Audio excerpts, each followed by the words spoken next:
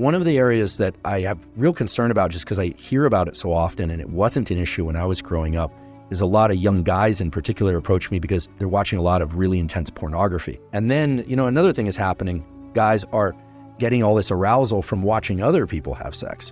And then they're in the real world scenario, and it's like, wait, you're no longer third personing this. You're actually in this scene, and it's completely collapsing them.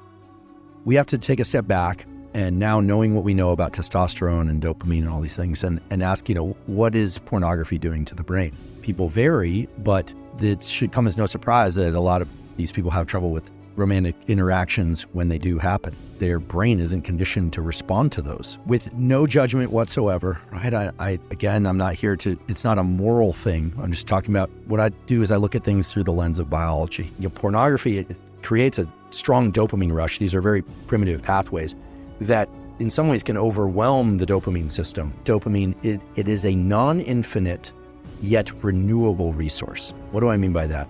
Just as adrenaline, epinephrine, is released in response to psychological stressors, physical stressors, cold water, final exams, broken relationship, excitement.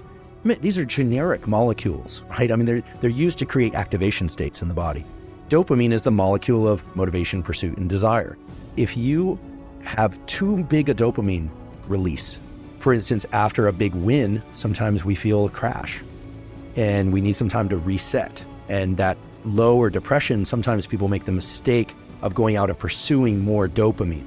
We all should guard our dopamine peaks very carefully. A little bit goes a long way, a lot goes even further, but it also takes you down deeper afterwards. This is the basis of addiction. And there's an additional issue with pornography, which is not often discussed, which is that, remember, guys in particular, the brain is a learning prediction machine. And if your brain learns to be aroused by watching other people have sex, it is not necessarily going to carry over to the ability to get aroused when you're one-on-one with somebody else.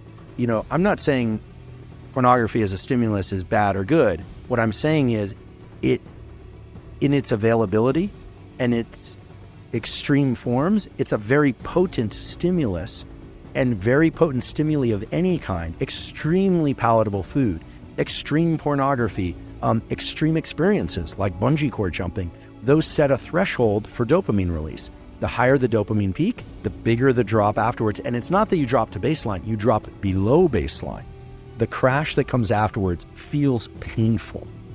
And all that we need to do in order to return to a baseline of dopamine, renew that resource, is to wait and make sure that we don't try and trigger yet more dopamine in that time. So you asked about, should I be taking caffeine in addition to training and blasting music? I always say people differ on this spectrum, but be careful about stacking dopamine. Training itself is a stimulus for dopamine release. Cold water is a stimulus for dopamine release. But if you start doing training, cold water, listening to your favorite music, plus you're taking, let's say, some stimulant, obviously the stimulants we've been talking about are terrible, but some of the stronger stimulants out there,